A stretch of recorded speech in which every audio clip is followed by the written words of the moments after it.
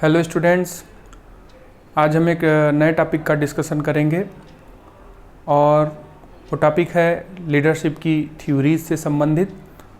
हमने अपने पिछली क्लास में लीडरशिप के बारे में जाना था, जहाँ पर इम्पोर्टेंस ऑफ लीडरशिप आपको बताया गया था और ये भी बताया गया था कि वो कौन कौन से तरीके हैं लीडरशिप करने के, जिसे हम लोगों ने लीडरशिप स्टाइल्स के अंतर्गत जाना था। जहाँ पर हमने जाना था कि जो नेतृत्व करते हैं या जो लीड करते हैं वो निगेटिव भी हो सकते हैं, पॉजिटिव भी हो सकते हैं, वो ऑटोक्रेटिक, डेमोक्रेटिक और लेजिस फेयर भी हो सकते हैं, वो फॉर्मल और इनफॉर्मल हो सकते हैं। तो वहाँ पर हम लोगों ने जाना था कि लीडरशिप कितने तरीके से की जाती है। अगर लीडरशिप के इम्पोर्टेंस की बात की जाए तो यह बहुत इम्पॉर्टेंट फंक्शन है। अगर हम बिजनेस ऑर्गेनाइजेशन के कॉन्टेक्स्ट में बात करें, लीडर वो होता है जो अपने सबॉर्डिनेट्स के मनोबल को बढ़ाता है, जो उनको विपरीत परिस्थितियों में अच्छा काम करने के लिए अभिप्रेरित करता है, उन्हें गाइड करता है, उनका सुपरविज़न करता है, उनके साथ संवाद करता है, बात करता है। अगर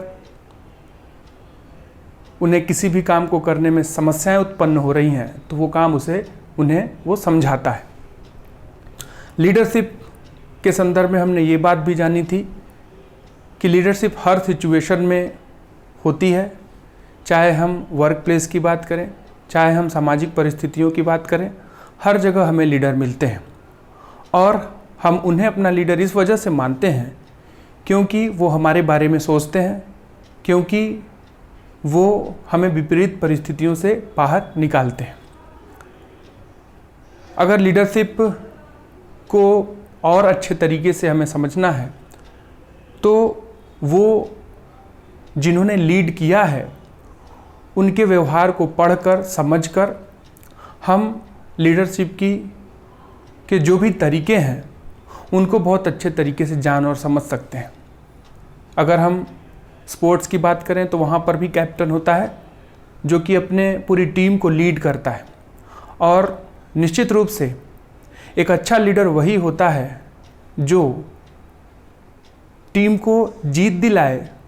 वो तो ठीक है, लेकिन अगर टीम हारती है तो ऐसी परिस्थितियों में अपने टीम को डिफेंड करे। ऐसा नहीं कि केवल जीत में वाहवाही ले ले, लेकिन हारने पर जो है वो दूसरों पर उसका ठीकरा दे दे। तो लीडर वो होता है जो अपनी टीम के बारे में सोचता है, जो अपने संगठन के बारे में सोचता है और जो भी उद्देश्य बनाए गए होते हैं उनको प्राप्त करता है। तो एक तरीके से ये एक बहुत इम्पॉर्टेंट चैप्टर भी है, टॉपिक भी है। इसे हम अपने दैनिक जीवन से भी जोड़कर देख सकते हैं, क्योंकि हम भी किसी न किसी को फॉलो करते हैं इस वजह से, क्योंकि उन्हें हम अपना आदर्श मानते हैं। उनके अंदर कुछ व्यक्तिगत गुण होते हैं, कुछ मानसिक गुण होते हैं जिनसे हम प्रभावित होकर उन्हें अपना आदर्श मानते हैं और उनको फॉलो करते हैं, उनका अनुसरण करते हैं। तो लीडरशिप एक बहुत इम्पॉर्टेंट कंटेंट है और इसके कुछ थ्योरीज हैं जो कि व्यू पॉइंट हैं इस क्षेत्र में ज्ञान रखने वालों के, जिन्होंने अपना व्यू पॉइंट डेवलप किया। अगर हम लीडरशिप थ्योरीज की बात करें तो हम इसे 3 कैटेगरी में डिवाइड कर सकते हैं, 3 भाग में डिवाइड कर सकते हैं। एक तो ट्रेट थ्योरी, जो कि पूरी तरह से जो भी व्यक्ति के व्यक्तिगत गुण होते हैं लीड करने के, मानसिक गुण और भौतिक गुण, जिनके द्वारा वो लोगों को लीड करते हैं या प्रभावित करते हैं। जैसा कि हम लोगों ने जाना था कि लीडरशिप एक इंटरनल क्वालिटी है, एक क्वालिटी है जिसे जो सबके अंदर नहीं होता, जिनके अंदर होता है वो लीडर बन जाते हैं। तो ट्रेट थ्योरी में इस बात को बताया गया कि लीड वो करते हैं जिनके अंदर ये गुण होता है, पहले से ये गुण मौजूद होता है। दूसरी थ्योरी है बिहेवियरल थ्योरी, और यह लीडर के व्यवहार को बताती है, जिसमें कुछ ऐसे लीडर होते हैं जो टास्क ओरिएंटेड होते हैं और कुछ ऐसे लीडर होते हैं जो एम्प्लॉय ओरिएंटेड होते हैं। टास्क ओरिएंटेड केवल टास्क पर फोकस करते हैं, प्रोडक्शन पर फोकस करते हैं, प्रोडक्शन करवा लेना ही उनके लिए प्रायोरिटी होता है। और जो एम्प्लॉय ओरिएंटेड लीडर होते हैं वो अपने कर्मचारियों के बारे में सोचते हैं, उनकी दशा के बारे में सोचते हैं, उनके डेवलपमेंट के बारे में सोचते हैं। और जो तीसरी थ्योरी है जिसे कि कंटिंजेंसी थ्योरी के नाम से जाना जाता है, और कंटिंजेंसी का मतलब होता है परिस्थितिजन्य। और कंटिंजेंसी थ्योरी में ये बताया गया कि लीडरशिप करने का कोई भी अच्छा तरीका नहीं हो सकता। लीडरशिप पूरी तरह से परिस्थितियों पर निर्भर करता है। परिस्थितियां जैसी आएंगी लीडर को उस तरीके से लीड करना चाहिए। ऑटोक्रेटिक भी वो हो सकता है, डेमोक्रेटिक भी हो सकता है, और वो अपने कर्मचारियों को पूरी तरह से स्वतंत्रतापूर्वक छोड़ सकता है कि वो अपनी इच्छानुसार काम करें। तो ये 3 लीडरशिप की थ्योरीज हैं जिनके अंतर्गत लीडरशिप बिहेवियर को बताया गया है, किस तरह से लीडर व्यवहार करता है। तो हम इन 3 थ्योरीज में से जो सबसे प्रचलित थ्योरीज हैं, सभी का तो डिस्कशन हम नहीं कर सकते, लेकिन उनमें से जो सबसे प्रचलित हैं, जैसे हम बिहेवियरल थ्योरी की बात करें तो उसमें 4 सिस्टम ऑफ लीडरशिप जो कि बहुत प्रसिद्ध है रेंसिस लिकर्ट की, उसका हम डिस्कशन करेंगे। और एक जिसे हम मैनेजरियल ग्रिड के नाम से जानते हैं, तो उसका भी हम डिस्कशन करेंगे। तो इन 2 थ्योरीज का हम डिस्कशन करेंगे और ये लीडरशिप की बहुत इंपॉर्टेंट थ्योरीज में से एक है। तो चलिए आज हम रेंसिस लिकर्ट की 4 सिस्टम ऑफ लीडरशिप का डिस्कशन करेंगे। यहाँ पर उन्होंने क्या बताया है लीडरशिप का के बारे में।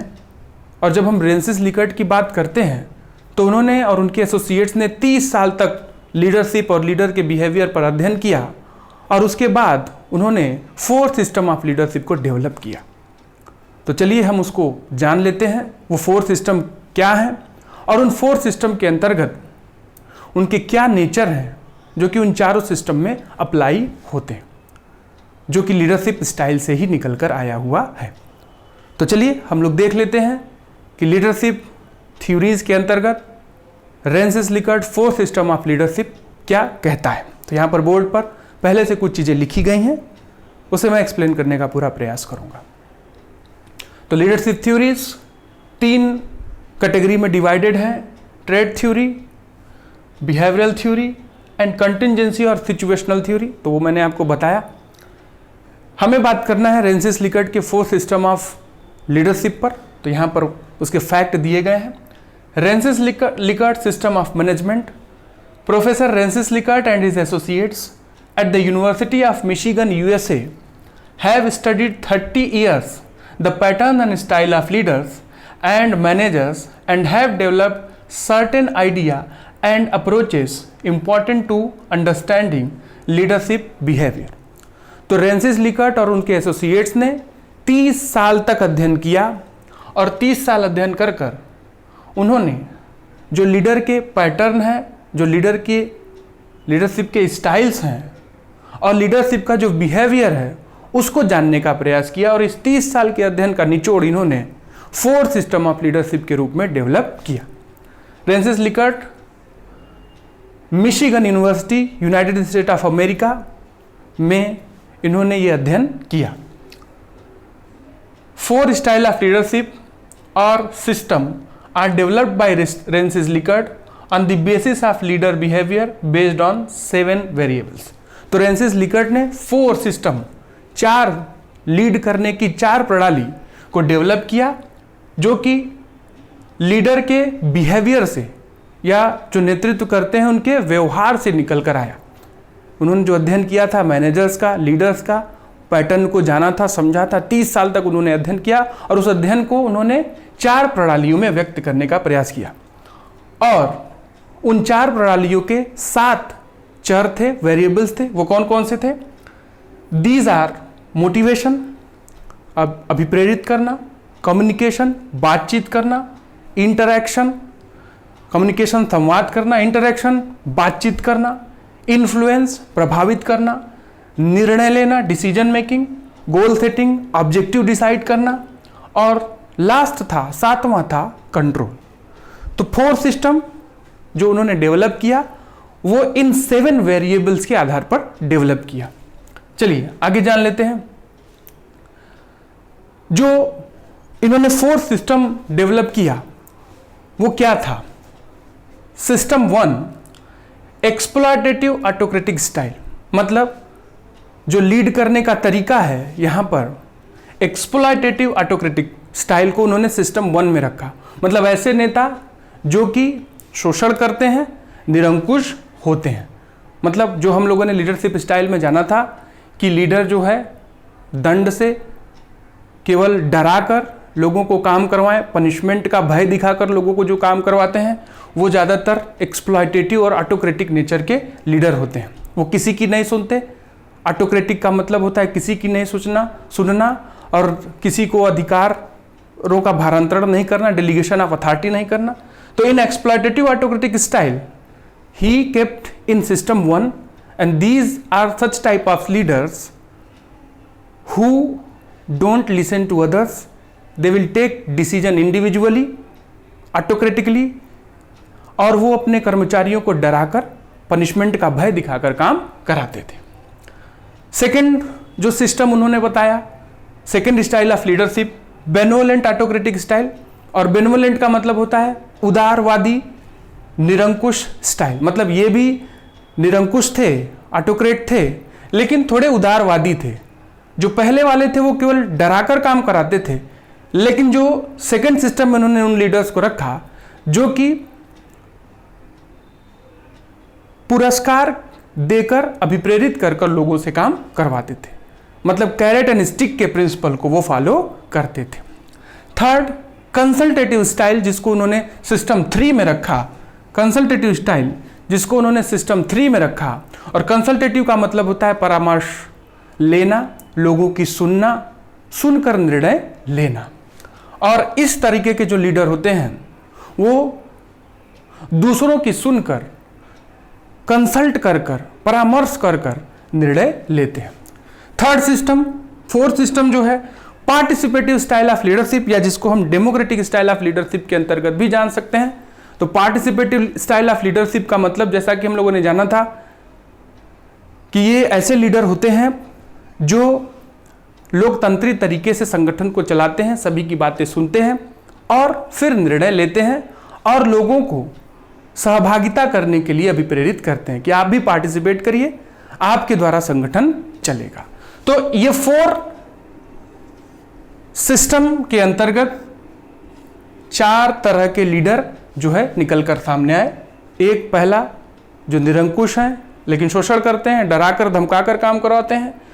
दूसरा जो निरंकुश तो हैं, ऑटोक्रेटिक हैं, लेकिन थोड़े उदारवादी हैं, पुरस्कृत भी करते हैं। तीसरा जो दूसरों की सुनकर काम सुनते हैं, दूसरों की सुनते हैं, डिसीजन मेकिंग लेना होता है तो उनके बातों को सुनते हैं और उन्हें भी अधिकार देते हैं निर्णय लेने का। और पार्टिसिपेटिव जो ज़्यादा से ज़्यादा अभिप्रेरित करते हैं अपने कर्मचारियों को कि वो पार्ट लें, हिस्सा लें और उनके द्वारा काम को थोड़ा आसान बनाया जाए। तो ये 4 स्टाइल्स, 4 सिस्टम्स के अंतर्गत उन्होंने अपने 4 सिस्टम ऑफ लीडरशिप के अंतर्गत बताया। यहाँ पर फीचर्स इन चारों सिस्टम के दिए गए हैं, तो एक एक कर हम उनको भी देख लेते हैं कि चारों सिस्टम में कौन कौन सी बातें शामिल हैं जो कि लीडरशिप को व्यक्त करती हैं। जो पहला फीचर है वो डिसीजन मेकिंग है। जब हम निर्णय लेने की बात करते हैं तो जो सिस्टम 1 है जो कि एक्सप्लॉयटेटिव ऑटोक्रेटिक स्टाइल है, वहाँ पर निर्णय ज़्यादातर उच्च प्रबंधन लेता है। तो ऑटोक्रेटिक में हम लोगों ने जाना है कि सारे निर्णय जो है वो लीडर खुद लेता है, दूसरों को निर्णय लेने का अधिकार नहीं देता है। जब हम बात करते हैं सिस्टम 2 की, जो कि हमारा बेनोवोलेंट ऑटोक्रेटिक स्टाइल, थोड़ा सा उदार उससे, वहाँ पर टॉप मैनेजमेंट तो निर्णय लेता है लेकिन कुछ डिसीजन जो है वो लोअर लेवल पर भी लिए जाते हैं। Top management very few decisions at lower level. और जब हम सिस्टम 3 की बात करते हैं जो कि कंसल्टेटिव है, जो परामर्शात्मक है, उसमें क्या होता है?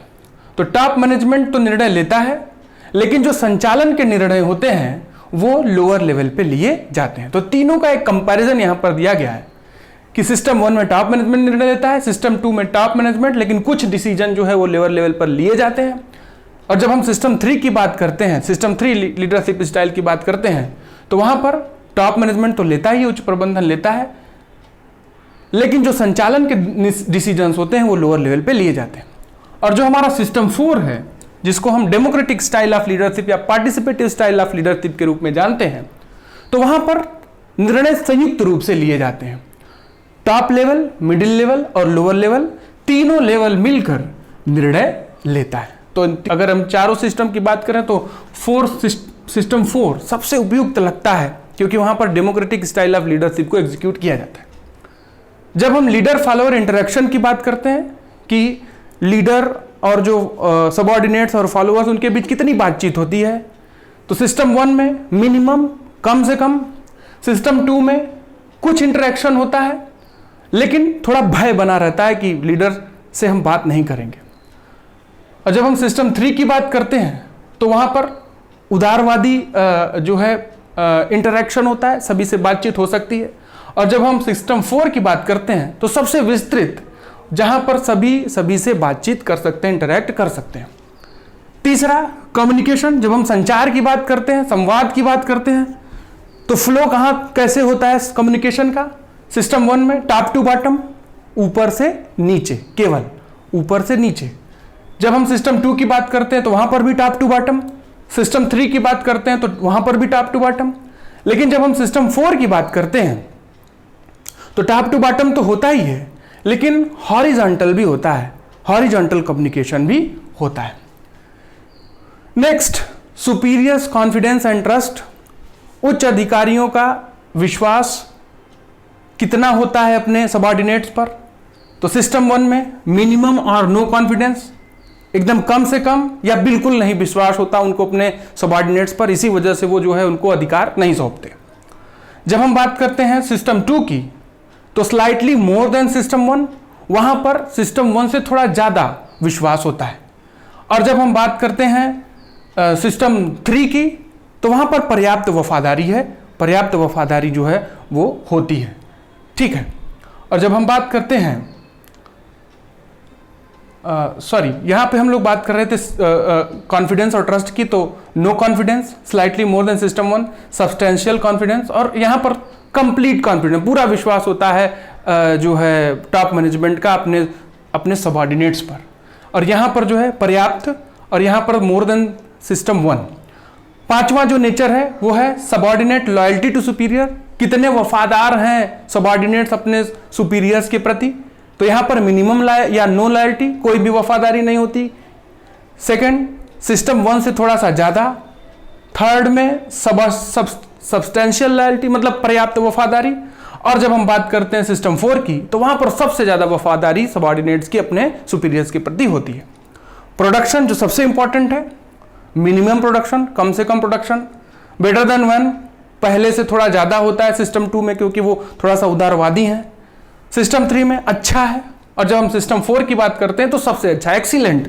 यहां पर प्रोडक्शन सबसे ज्यादा होता है, क्योंकि यहां पर सभी की बातें सुनी जाती है और सबको निर्णय देने का अधिकार दिया जाता है। जब हम नियंत्रण की बात करते हैं, कंट्रोल की बात करते हैं, तो ये पूरा कंट्रोल टॉप मैनेजमेंट के पास होता है, वो सारा कंट्रोल अपने हाथों में रखते हैं।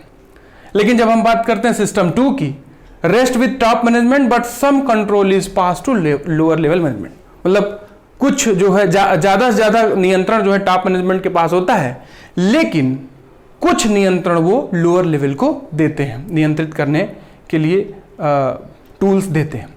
Top management shares with middle and lower level management. System 3 में जो टॉप मैनेजमेंट होता है वो कंट्रोल शेयर करता है मिडिल और लोअर लेवल मैनेजमेंट के साथ।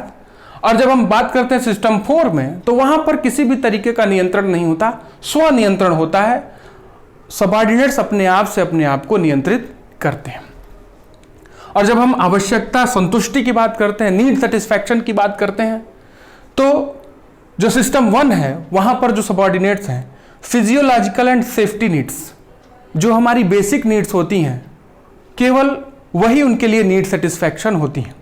मतलब फिजियोलॉजिकल मतलब मूलभूत आवश्यकताएं, रोटी कपड़ा मकान और सुरक्षा की भावना। जब हम बात करते हैं सिस्टम 2 की, तो लोअर ऑर्डर नीड्स, इनके लिए केवल लोअर ऑर्डर नीड्स फुलफिल करना ही जो है इनके लिए सेटिस्फैक्शन होता है। लोअर ऑर्डर नीड्स मतलब हमारा जो बेसिक नीड्स है। और जब हम बात करते हैं सिस्टम 3 की, lower order and partly higher order, तो कुछ नीचे की आवश्यकताएं और कुछ जो है हायर ऑर्डर जो हमारी ईगो की आवश्यकताएं और जो हमारी सेल्फ एक्चुअलाइजेशन की आवश्यकताएं, वो उनका नीड सेटिस्फैक्शन होता है।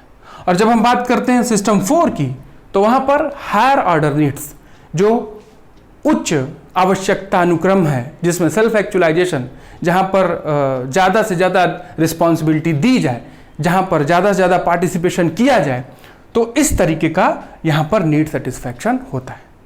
तो ये चारों सिस्टम के जो यहां पर हम लोगों ने जाना, exploitative autocratic, benevolent autocratic, consultative style, participative style, इनके नेचर हैं और एक तरीके का कंपैरिजन है।